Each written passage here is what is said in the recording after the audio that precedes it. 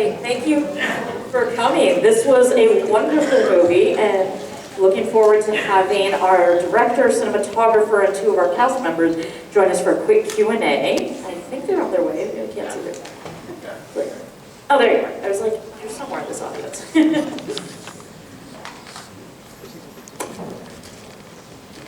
And if you scan that QR code, this is eligible for voting. Like now that we have it on the screen.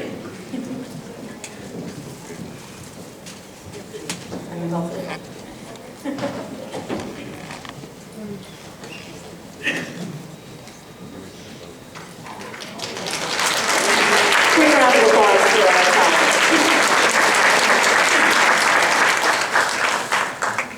What an incredible movie. And seeing it on the big screen makes it so much more impactful than seeing it on the small screen.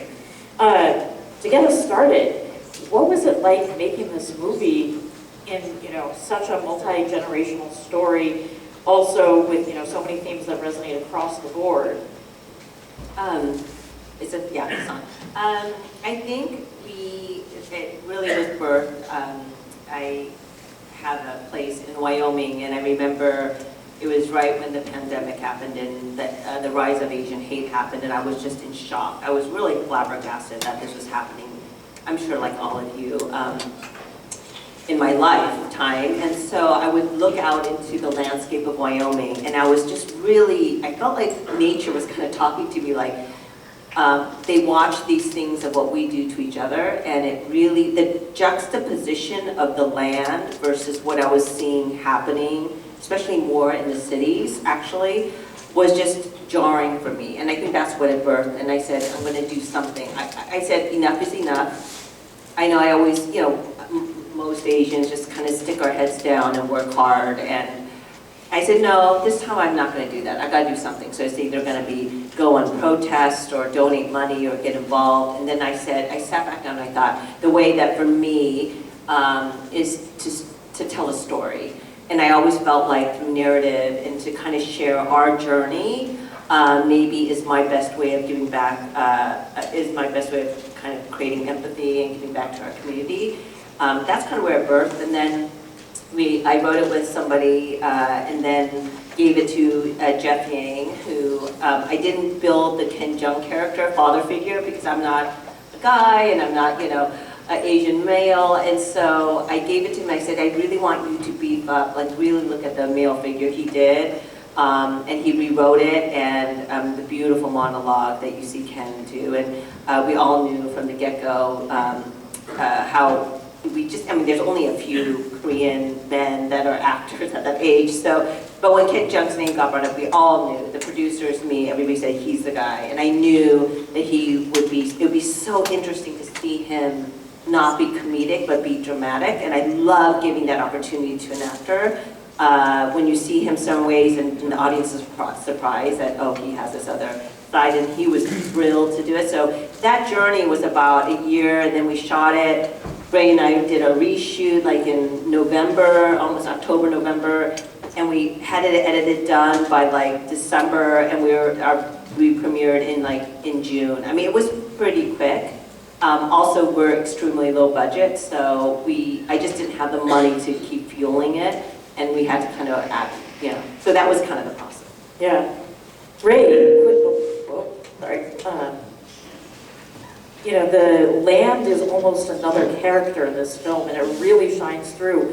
What was it like shooting with the mixture of talent, animals, and landscape that all needed to really be given their due? Well, I think one of the interesting themes about the film is that there's multi-generations in the family all dealing with racism.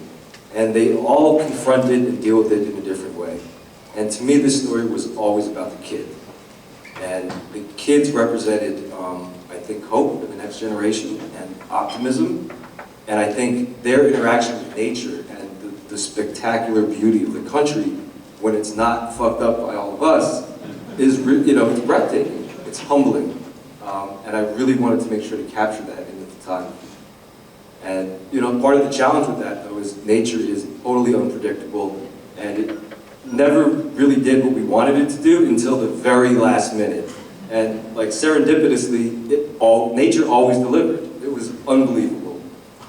For example, all the animals in the film are real. There is no CG with the animals. And you know, Gene says, "Get me some bison. We have to get bison." And I'm like, "Where do we get bison from? There's no bison wrangler. We have to just find the bison." So, you know, we're out there driving for days. Wait a minute, he found the bison. He found the bison. He found the bison, actually. And this is a funny story. We'll say really quickly. You know, we went on Cech Scouts. We knew, I knew in the script that we could get bison. And that's one thing I did know. So we had that in the script, and I said, and the guys there, because I live there, and they said, okay, there's this one area, there are always bison there. We went there. How many times did we go there? I mean, we went there A lot. A lot. Looking for these bison, and they were not there. And of course, we don't have wranglers or anything. So, and the crazy thing is one day our tech shoot, like right the week before we went out there, we're tech with our heads of department, and the bison show up. And I'm looking at him saying, "Where's our camera? Where's our camera?" And I'm literally in tears. You can see me in tears, seeing these bison roll down. And I thought, that's it, because now we saw the bison. It's not going to happen when we shoot. And when we shot, we were shooting them in a different scene, and next thing you know it, I think some of his camera guys said, "There is bison down there," and we were like, "Really, where?" And it was like, literally it was like 200 yards down there. We're like, "All right, let's just get the camera and run over there, like 200 yards." And then Emerson was like, "Well, what about the bison right there?" And we There was like 75 bison on the trail, like just like 30 degrees over, and no one saw it. I was like right here maybe? And they're like, "Oh, okay, yeah." I was like, The funniest part is, okay, it was a limited crew, and you know, I know how dangerous bison are actually, and they're very fast. These kids, you know, I'm like, okay, so then we were like, okay, get the camera. So he's out there, and the kids are there, and then we shot it safely. But the minute that I saw one of the male bison and then turned over, then the other one looked over, and I'm like, cut, we're done. Literally scooped up the kids and went out, and the bison, because I was like, you know, so we were safe, but it was all in camera. It was a beautiful moment, and I remember the crazy thing is, because we wanted to be safe, we pulled those kids and we pulled them out. And then I said, guys, I whispered to you, and I said, get your camera, guys, get a close-up. We didn't get the close-up, we need the close-up. So we went to shoot something else, and his two camera guys went literally 3 hours looking for the bison for a close-up, and they couldn't find it. They were gone. It was just a magical moment. Yeah, that was, we have another story for the moose, but Yeah, I was going to ask about the moose next, because we had snakes, bison, moose. okay. So after we got the bison, everyone's feeling great. Got it, it was a miracle. And Jean gets greedy. She says, "Ray, we have to get a moose." No. Let's go back, okay? It went way back. Sorry, we have to explain this because early on, I was designing the hoodies that we have, and I said, you know, a great divide, and then I don't want to do a bison. Bison are kind of not so attractive. A moose is gorgeous, right? So I'm doing a moose. So I did a moose. And I said, I'm buying the sweatshirts for everyone. So don't get, my producer and writer said, Jeff goes, why did you do a moose? There's no moose in the script. There is no moose, because you can't get moose. I mean, if you know in wildlife, like moose is like, if you get a 200, when you get binocular and you see something and everyone's, ooh, ah, you know, you cannot get moose. So I said, well, the moose is better. So then we joke, I said, I always wanted a moose. So we were sitting there in the house, and I would joke with Ray, said, you gotta get me a moose. I don't care, you gotta get me a moose. And he's like, are you like nuts? Like, are you crazy? So then you can explain. So then, every weekend, on our days off, Jean was like, you gotta look for the moose. Look for the moose, be ready. So we had a camera built, loaded, ready to go, in case a moose showed up every weekend. And then I told the whole crew and everyone, if anyone sees a moose anywhere, please text us. We will stop everything to get the moose. And then he found one, and he texted us. He found it, and Ray and I are literally in a different part of Jackson. This is before we start shooting. We said, okay, let's get the moose.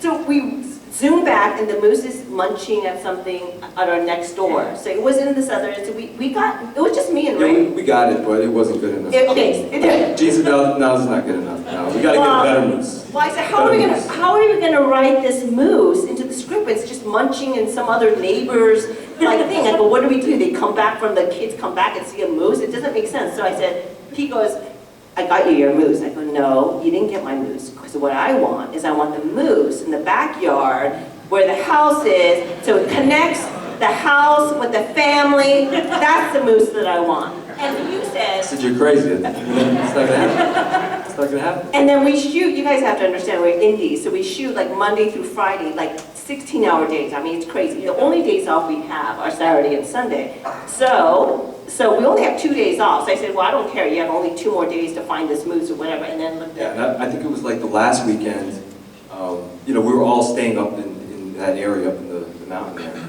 And so, you know, I wake up in the morning, always go outside, you know, have my tea, my morning smoke. I'm out there in the backyard, you know, beautiful morning. I look over here, and there's a giant moose in the backyard of the house. And it's there. I couldn't believe it. he texts me, I'm like, what? And like, he's in his bath. Okay, by then, you have your PJs, but you have a bath. If you ran down with the camera, right? With the moose. I'm shooting him, shooting the moose, him in his bathroom shooting the moose. I'm like, oh my gosh. And then what happens, because I didn't know this, but you were like... So, you know, the moose was sleeping, and it was just there. So I just, yeah, I didn't know what it was doing, but it was sleeping. And so I walked right up to it. I was probably as close as I was to Jeong right now at one point, and I probably should not have done that. But the moose didn't wake up, and I kept shooting it, and eventually I looked down at the camera, and it said like 10 seconds left on the mag, and I started freaking out. So I started banging on the table and making noise, and the moose woke up, and it stood up, and as soon as it stood up, we rolled out, and that's what And when we knew that when it rolled out, we don't even have it stepping out of frame, and I felt like nature was saying, that's the ending of your film. You don't need me to walk out. Wow.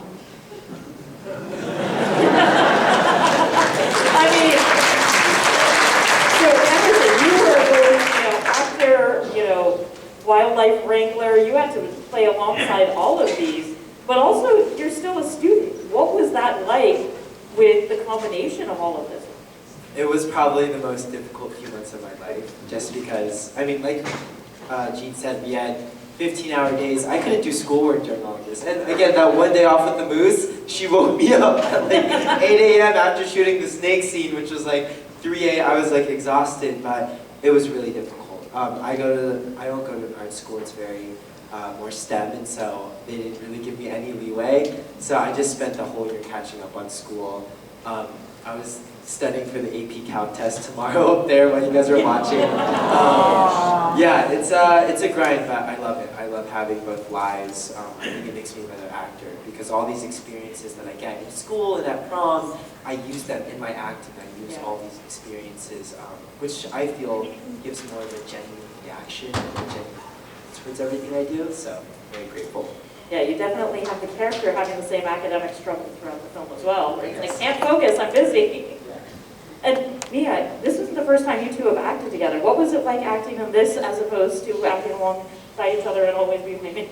Yeah, well, I think that for Always Be My Maybe, we were both young, so, and we were just meeting, so it was a lot of getting comfortable with each other. And we were doing school on that set too, so we had just a lot to know each other, and we kept our friendship going just throughout the years. And it's really lovely to see like all the moments in the film where it's just us having fun. There's a couple times in the Yellowstone scenes, there's a couple times. My one favorite moment is the flower scene, because that end bit is just us, just talking and having fun, and it was really like, I really appreciated not only having that relationship just in terms of like how Ellie and Benjamin play out, but just us being able to survive the 16-hour days by just messing around most of the time. So within the story, there was a lot of multi-generational moments, and I'm wondering on set when playing that, did that kind of come out behind the scenes as well as on camera, and did that reshape any of the story, or did you stick pretty closely to the script that you had in mind when you started?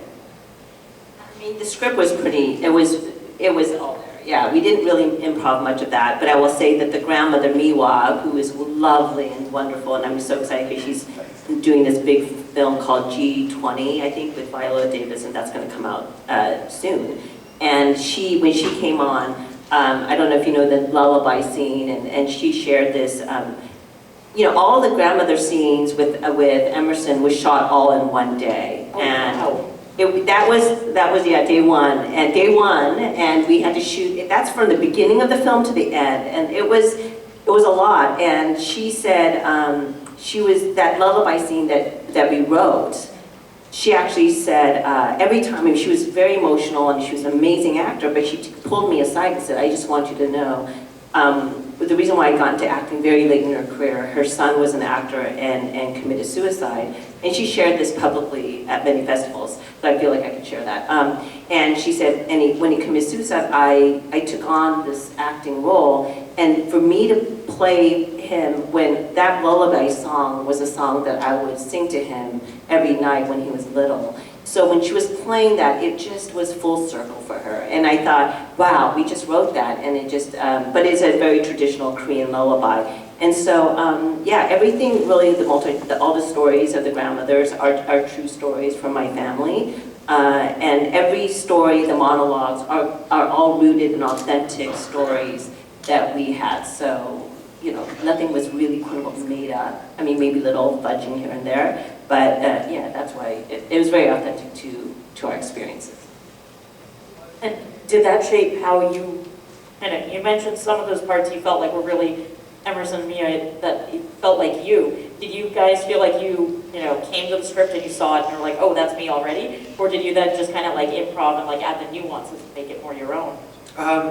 Yeah, I mean, Benjamin's very different than me. I'm definitely more outspoken. Actually, weirdly, in Wyoming, I had a very similar encounter off camera. Wow. Like one of these scenes in the same town square, because I go there to ski. And I had to work a lot on figuring out who Benjamin was, how he internalizes all that information. When anything happens to me, I'm like a blabbermouth. I just share it with like my friends and my family, and I tell them everything that's going on, how I feel. But Benjamin internalizes all of it, and through that he builds a lot of resentment. So it took a lot more work to kind of tap into that character, but I did find nuances in his personality, with his flirting with Miya, L. All of that was a lot of Emerson, but a lot of the things, how he dealt with racism, I had to really do my studying for. Yeah, I think for me, Ellie is kind of like my inner child. That's how I kind of felt about her. She's very happy and outgoing, and I really loved Ellie being adopted because I'm adopted. And it was not only something that I, as an actor, don't see very often. I don't see a lot of storylines where a character is adopted, and it's just kind of a thing because that's how it is. It's so normal. And I think that for me, a lot of like the work for the character and to make her kind of what she turned into was just being able to just be light and have fun. I do think that like the scene after the encounter with the truck driver, that was my crying moment. I'm traditionally a very dramatic actor, I guess, and so I had cried before, but this was the first time where I really wanted to tap into something more emotional, more close to me, and so that was that I think was the hardest, for me.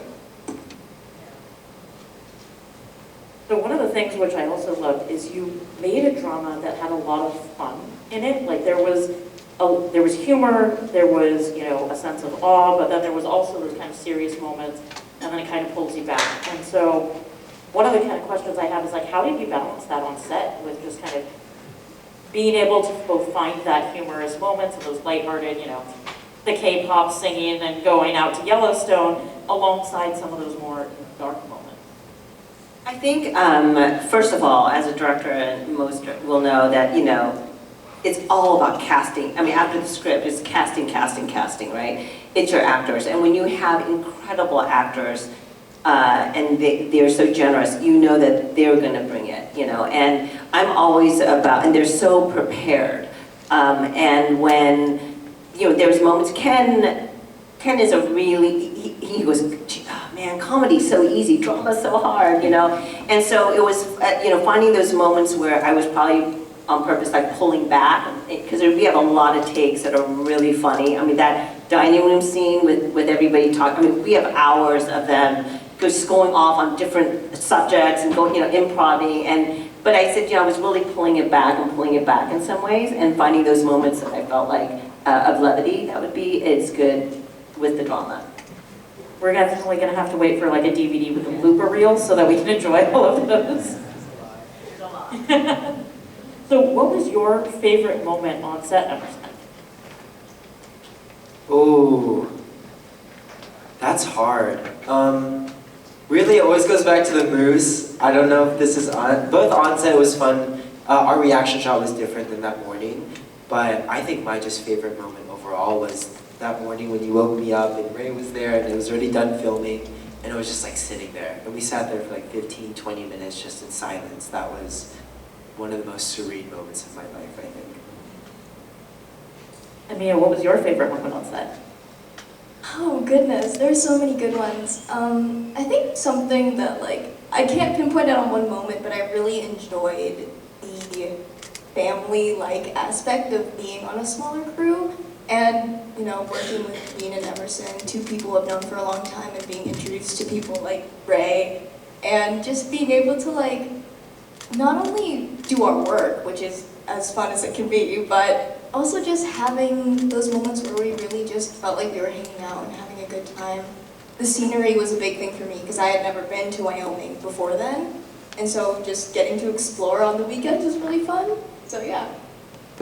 Ray, how much location scouting did you have to do to find all of those stunning landscapes? Not much, we just pointed the camera in the backyard. That was it. Did you know that house before you guys used it? Okay. That house was almost its own character. We did a lot of scouting. Yeah, like weeks and weeks of scouting. Yeah. Yeah, the weather, the crazy thing, and we have so many stories of miracles because of the weather. And I don't know if you remember that scene with Emerson and West in the kitchen, and it just started, the wind and all that. I mean, the things that happened naturally in camera was just really incredible. I felt like nature is really, truly on our side. I always told Ray, don't worry, nature's on our side. And there'd be a snowstorm, and we're supposed to be in summer, and suddenly it would just, no snow.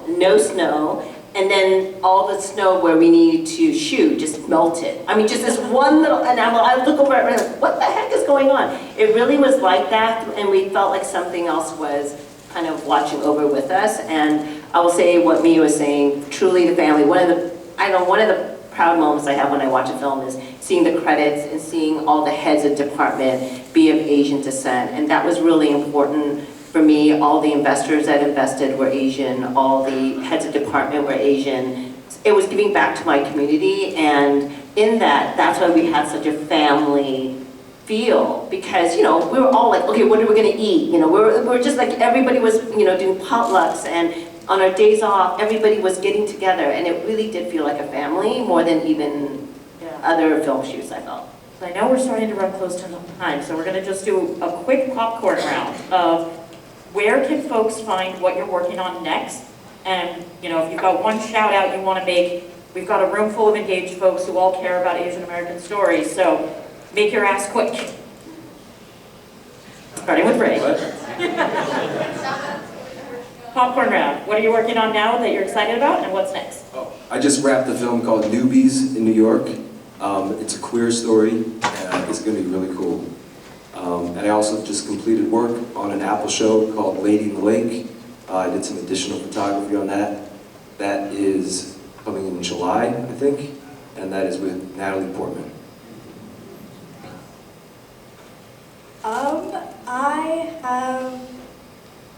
I don't have anything currently. I have a lot of stuff that has come out during the strike. I had a movie on Netflix come out with Adam Sandler, so that was really fun. I guess I'd shout out my parents, because they were able to, they're here, and they did me everything. So thanks, and happy Mother's Day to any mothers out there. I also have to shout out my family. They all came out to support me. They're right over here somewhere. Thank you, family. Thank you, guys. Happy Mother's Day. May 21st, I did a film with Jean-Claude Van Damme. And so, yeah, we both led that film. It's really cool. It's action. It's something I've never done. So yeah, it's really fun. You can follow that.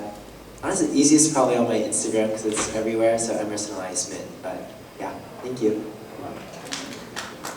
I am working on this film and finding distribution. I think I'm going on to several more film festivals. But I think for me, truly, I want to find distributions is tough. I think when it comes to dramas, when it comes to Asian American stories, unless you're doing action or genre film, they don't really feel like there will be an audience for it. That's the truth. So I think I can see you guys, you're all here. We know there's an audience.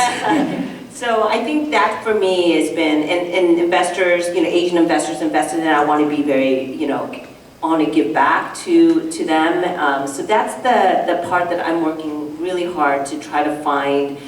So yeah, follow us at A Great Divide on Instagram. These things all do matter because I think the people who don't think that, well, are people really going to go see this film and pay for it? And so we'll most likely probably end up in streaming. But even in that, the more that the Asian audience proves to the people who are distributing, no, we are a voice, we want to see these films, we want to see contemporary Asian films today, and it's viable. That says something for the next filmmakers and the next projects that we can do. Money count, at the end of the day, that's what matters, is the money. So. And on that note, also remember, we do have a QR code. You can scan it, you can vote. Thank you all so much for being here with us tonight. We really appreciate you, as well as the entire team.